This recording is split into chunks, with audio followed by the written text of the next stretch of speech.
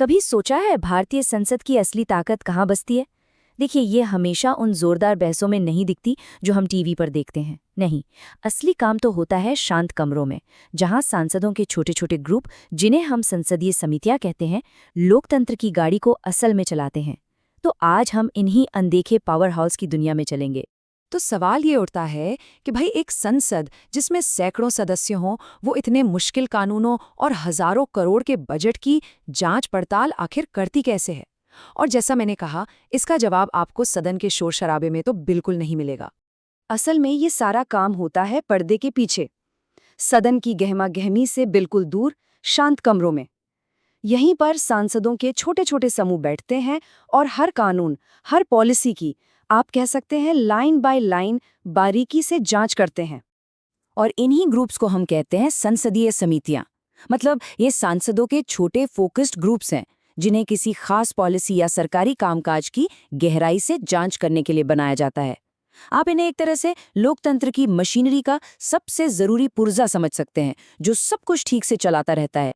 तो चलिए सबसे पहले ये समझते हैं कि इन कमिटियों की आखिर जरूरत ही क्या है। मतलब पूरी की पूरी संसद एक साथ बैठकर ये सारे काम क्यों नहीं कर सकती? इसका जवाब छिपा है आज के दौर की कॉम्प्लेक्सिटी में। देखिए, भारत में इन कमिटियों का कॉन्सेप्ट कोई नया नहीं है। इसकी जड़ें 1919 के गवर्नमेंट ऑफ इंडिया एक्ट तक जाती हैं। ये आइडिया ब्रिटिश सिस्टम से लिया गया था और इसका मकसद बहुत सीधा था, कानून बनाने और सरकार चलाने के मुश्किल काम को आसान बनाना। और फिर आज़ादी के बाद हमारे संविधान ने इस सिस्टम को न सिर्फ अपनाया, बल्कि इसे और भी मजबूत किया। अच्छा, अब ये समझना जरूरी है कि सारी कमेटियां एक जैसी नहीं होती। इनको मोटे तौर पर हम दो तरह से देख सकते हैं। एक होती है परमानेंट यानी स्थायी समितियां, और दूसरी होती है टेम्पररी यानी तदर्थ समितियां। तो एक तरफ हैं स्टैंडिंग कमिटीज यानी स्थायी समितियां। ये परमानेंट वॉचडॉग्स की तरह हैं, जो हर साल बनाई जाती हैं और लगातार काम करती रहती हैं। दूसरी तरफ है एड हॉक कमिटीज यानी तदर्थ समितियां। ये किसी स्पेशल मिशन के लिए बनाई गई टास्क फोर्स जैसी हैं। काम खत्म, कमिटी खत्म। तो चलिए सबसे पहले सबसे पावरफुल स्टैंडिंग कमिटीज यानी फाइनेंशियल कमिटीज पर नजर डालते हैं। देखिए, संसद का एक सबसे बड़ा और जरूरी काम है जनता के पैसे पर नजर रखना। आखिर ये कैसे पक्का किया जाए कि सरकार हमारे आपके टैक्स के हर एक रुपए का सही हिसाब दे? बस यहीं पर देश की सबसे शक्तिशाली फाइनेंशियल कमिटीज की एंट्री होती है। तो सबसे पहले बात करते हैं एस्टिमेट्स कमेटी की, जिसे क्राक्कलन समिति भी कहते हैं। इसका मेन काम है खर्चा होने से पहले उस पर नजर रखना। इसे थ्रिफ्ट कमेटी या मितव्ययिता समिति भी कहते हैं। मतलब ये कमेटी ये देखती है कि सरकारी खर्चों में कैसे बचत की जा सकती है और काम को और बेहतर तरीके से कैसे किया जा सकता है। और इसकी सबसे खास बात क्या है जानते हैं? इसके सभी 30 सदस्य सिर्फ और सिर्फ लोकसभा से होते हैं, यानी वो लोग जिन्हें जनता सीधे चुनकर भेजती है।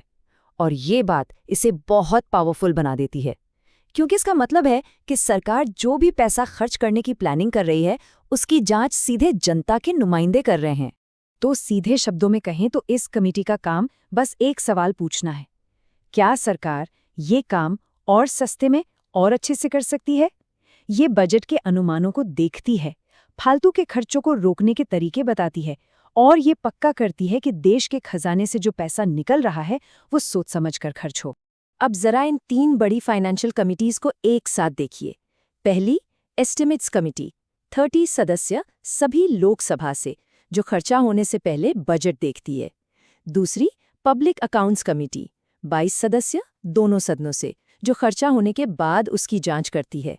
और तीसरी है कमिटी ऑन पब्लिक अंडरटेकिंग्स, जो सरकारी कंपनियों के खातों को देखती है। ये बिल्कुल एक 3 लेयर सिक्योरिटी सिस्टम जैसा है। चलिए अब बात करते हैं पब्लिक अकाउंट्स कमेटी यानी PAC की, और समझते हैं कि ये काम कैसे करती है और इसे संसद की तीसरी आंख क्यों कहा जाता है। ये संसद की सबसे पुरानी और शायद सबसे जरूरी फाइनेंशियल कमेटी है। इसका काम है एक तरह से पोस्टमार्टम करना। मतलब पैसा खर्च हो जाने के बाद ये जांचती है कि कहीं कोई गड़बड़ तो नहीं हुई। इसीलिए इसे एस्टिमेट्स कमेटी की जुड़वा बहन भी कहते हैं। एक भविष्य देखती है तो दूसरी अतीत की जांच करती है। इस कमेटी में कुल 22 सदस्य होते हैं और ये नंबर इम्पॉर्टेंट है क्योंकि एस्टिमेट्स कमेटी से अलग इसमें सिर्फ लोकसभा नहीं बल्कि संसद के दोनों सदनों के सदस्य होते हैं। इससे इसे एक ज्यादा बड़ा और बैलेंस्ड नजरिया मिलता है। तो इसमें 15 सदस्य होते हैं लोकसभा से और 7 सदस्य राज्यसभा से। मतलब बहुमत तो लोकसभा का ही रहता है। राज्यसभा के सदस्य इसमें एक सपोर्टिंग रोल में होते हैं और उन्हें वोटिंग का अधिकार नहीं होता।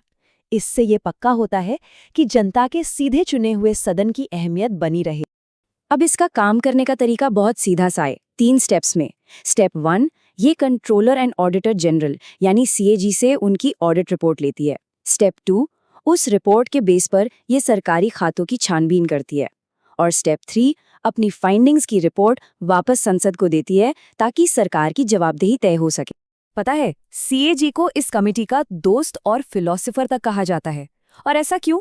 क्योंकि सीएजी की डिटेल्ड रिपोर्ट्स के बिना पीएसी का काम लगभग नामुमकिन है। सीएजी ही वो एक्सपर्ट एनालिसिस देता है जिसके आधार पर ये पूरी कमेटी अपनी जांच आगे बढ़ाती है। अच्छा, तो फाइनेंशियल मामलों के अलावा भी तो संसद के सामने कई बार कुछ खास और अर्जेंट मुद्दे आ जाते हैं। बस यहीं पर काम आती हैं टेम्पररी यानी एड हॉक कमिटीज। जैसा हमने पहले कहा था, ये एक स्पेशल टास्क फोर्स की तरह होती हैं। इन कमिटीज को किसी खास बिल या किसी बड़े मुद्दे की गहराई से जांच करने के लिए बनाया जाता है। जैसे मान लीजिए डेटा प्रिवेसी पर कोई बहुत कॉम्प्लिकेटेड कानून आ रहा है, तो संसद एक जॉइंट सेलेक्ट कमेटी बना सकती है जिसमें दोनों सदनों के 45 सदस्य मिलकर कानून पास होने से पहले उसकी एक एक बारीकी को परखेंगे। तो ये सब जानने के बाद अब बड़े सवाल पर आते हैं, इन सब का असली मतलब क्या है? ये कमिटीज असल में इतनी जरूरी क्यों हैं? देखिए, ये सिर्फ कोई फॉर्मेलिटी नहीं है। असल में यही वो समितियां हैं जो सरकार की फाइनेंशियल अकाउंटेबिलिटी तय करती हैं। यही हैं जो ये पक्का करती हैं कि कानूनों की ठीक से बिना किसी पक्षपात के जांच हो। ये सरकार को जनता के प्रति जवाबदेह बनाती हैं। सही मायनों में ये हमारी संसद का इंजन रूम है, जहां लोकतंत्र का असली काम होता है।